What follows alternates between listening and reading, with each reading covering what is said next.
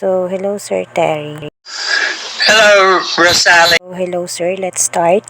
The first question: what is the most effective way to teach a second language? Some answers to your questions. So, number one, I think the most effective way to teach a second language is by immersion. Just not speaking the native language, but only teaching in the language that you're wanting someone to learn. Obviously, you've got to go slow, but I think that's the most important factor. And the second question: how do you assess speaking skill in a second language? For number two, I think the best way to assess language speaking abilities is orally, individually. It takes more time. You can get a false sense of security if you just have a group orally read and then say, oh, everyone understands. So orally allows for feedback back and forth, and I think that's the best way to go. For number three, what are the common mistakes made in language? Number three, the common mistakes I think are one of the big ones, at least for me, was lack of people correcting when you're making pronunciation errors.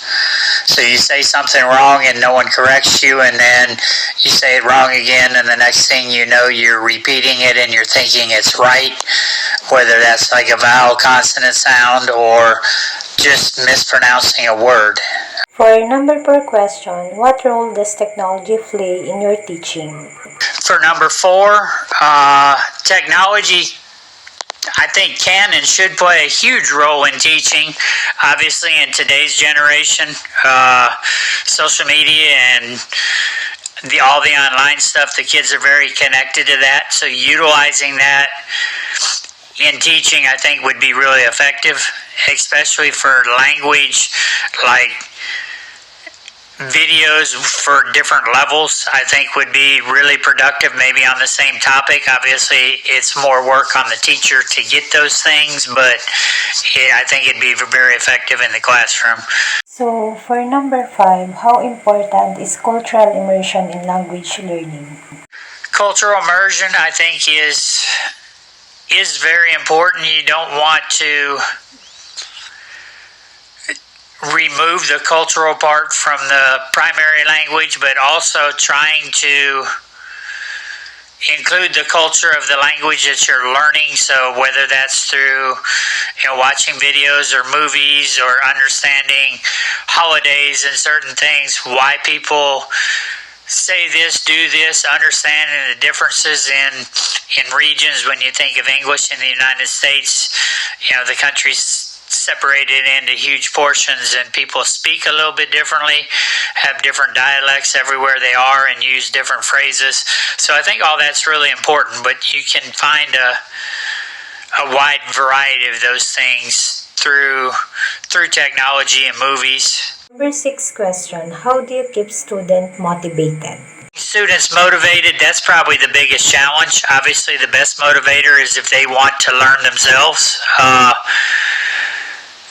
Emphasizing why learning another language is important, opportunities that it may provide, but I always found little things like, all right, if the class can achieve this, then we'll do this. We'll watch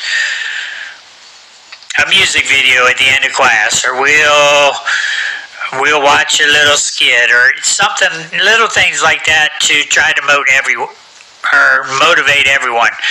I know with the boys especially, they seem to be the least motivated. One thing I found was a story on a one-armed basketball player that's playing in college, and that kind of like really grabbed their attention. So making it relatable. Number seven, what strategies do you use to teach grammar? Number seven, so strategies to teach grammar. I think you've got obviously what DepEd gives you, but constantly going back and saying, okay, we've got this sentence. Hey, what's the subject? What's the noun? What are the key parts? All right, what's the adjective doing? What's it modifying? What's the adverb doing?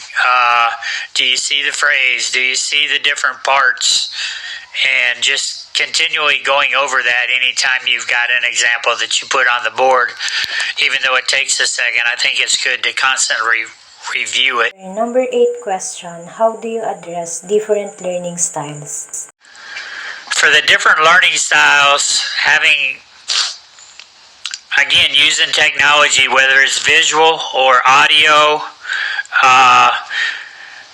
having kids write it, I think really helps to reinforce it, because we all learn differently. Some people can just see it. Some people need to speak it.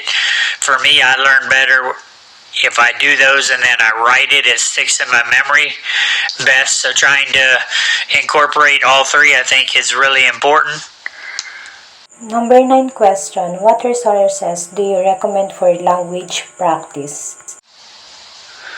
For language practice, there are a lot of ESL programs out there, English as a second language, and depending on the level and the skill, obviously if they start earlier, like in the primary years, then their ability is going to be a lot better when they reach junior high school or senior high school. But to kind of, I don't know, the whole world is learning other languages now, so there are so many things out there on the internet and resources you can tap into. Obviously with smartphones, having them practice on their own time too, things like Duolingo, or we had an app for Tagalog that really helped you to walk through like the basics. All those I think are really good for kids to do outside a classroom and let that complement what you're trying to teach in the classroom. Last number, how do you handle mixed level classes? And number 10, the mixed level classes. That is obviously very challenging, but again, I think you can use technology to have different groups, advanced, intermediate, and low, and let each group simultaneously kind of work on the same things. The advanced learners could use a phone or a tablet and do something that is more at their level, and intermediate can use the TV to follow along and interact. And for your lower level learners, obviously that's going to take your most time because they're going to need the most help. But I think if you are resourceful and use different technologies, you can still try to handle a class of 45 to 60 students and break them into groups. Obviously, if you can get any outside help, or if you have a co-teacher or anything else, if you can split them, that would be really good. Making it where it's not too advanced or too slow, depending on the ability of the learner, is very challenging. But again, reinforcing, complementing, and